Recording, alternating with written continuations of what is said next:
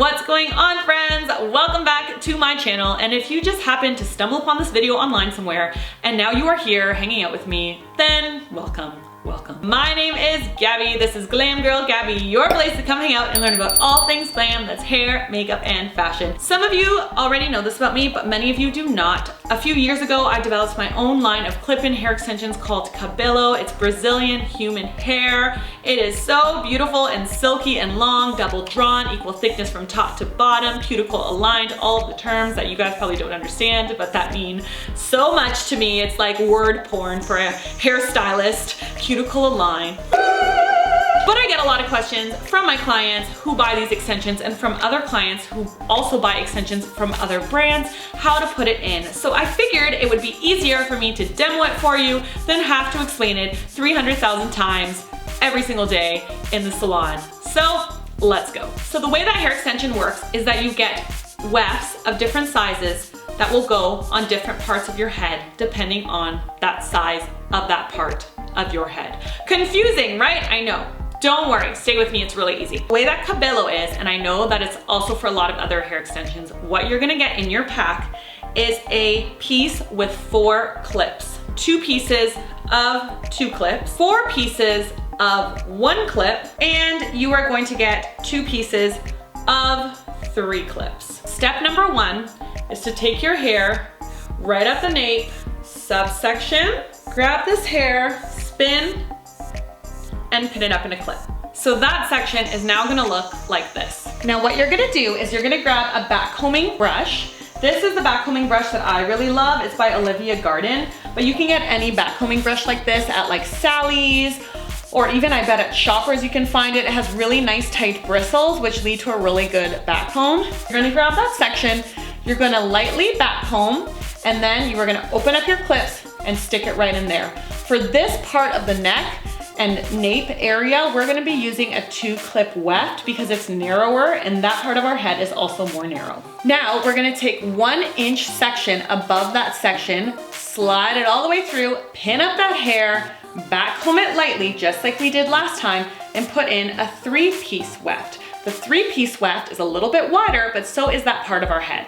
Now as we move along the head, we're getting to the ear zone. This is where our head is the widest. So what we wanna do is go in with our 4-clip weft. This is the widest weft that we have, which is perfect because it's the widest area of our head. So we're gonna do 2 4s back to back. These extensions look a little different than the typical extensions you buy in a pack or even than the extensions that I sell because I converted some old tape-ins that I had into clip-in extensions. If you are interested in seeing how I actually did that, then let me know because I can make a tutorial on it. Now that the back is all done, see, we got our really long hair. We can work a bit on the front. What I like to do on the front is save the smaller pieces and kind of puzzle them in the way that's working on that day. There's no real right or wrong way to put in extensions as long as like the most amount of surface area on your head is covered and it looks good, that's it. So what I'm gonna do now is I'm gonna subsection right over here, out, backcomb that piece, and I'm gonna put a 1-piece clip in there. It's a little bit too small for anything bigger than that.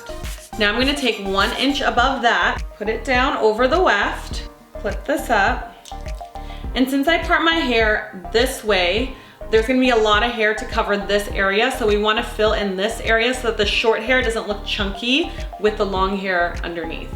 Because this area is a little bit wider, I could stick a 2-piece clip in there.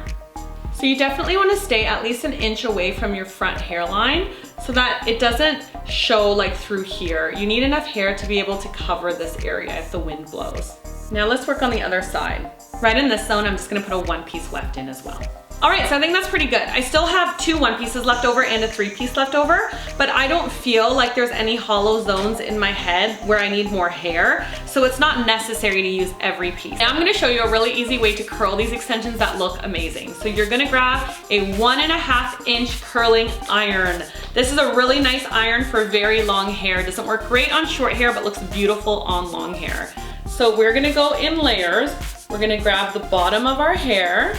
Now I'm gonna act like the extensions and my hair is 1 piece. I don't wanna curl my hair first and then curl the extensions because you want them to all curl together to create kind of that fluid mermaidy movement. You don't want it to look like you have extensions and then your hair sitting on top of it. So what I like to do is open up my wand, put it right here, wrap around, hold, and then release that down. I'm taking relatively big sections because I don't want this to be too curly. I just want to give it enough shape that it looks natural and sexy, but not so much curls that I have ringlets. Release another inch or two down, grabbing big chunky sections, and with my 1.5 inch iron, I am wrapping away from the face. So I did my hair like this for a family photo shoot that I had this week with photographer Mirrored Muse. And me and my boys and my husband, we went out into the forest and we did a really sweet family photo shoot. And I wore all of these extensions and I waved them in this exact same way. And I think the photos turned out so lovely, and I'll pop them up on the screen.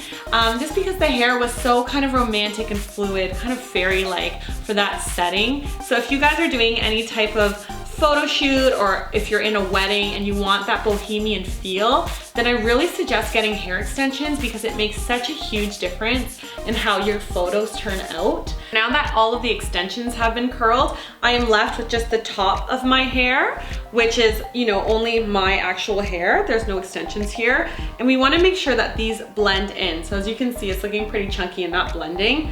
So I want to grab my own hair in like a vertical subsection.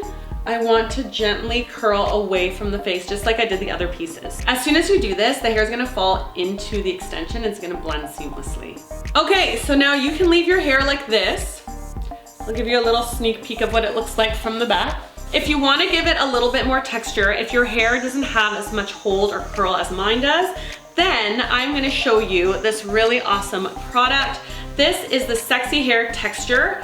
So it's High Tide. It's a texturizing finishing spray. So it's for use on dry hair only. Spray onto dry finish styles for added texture and hold. So what I like about this product, it doesn't have the same type of feeling as hairspray. It has like a bit of a grittiness, which gives you like that lived-in beachy look.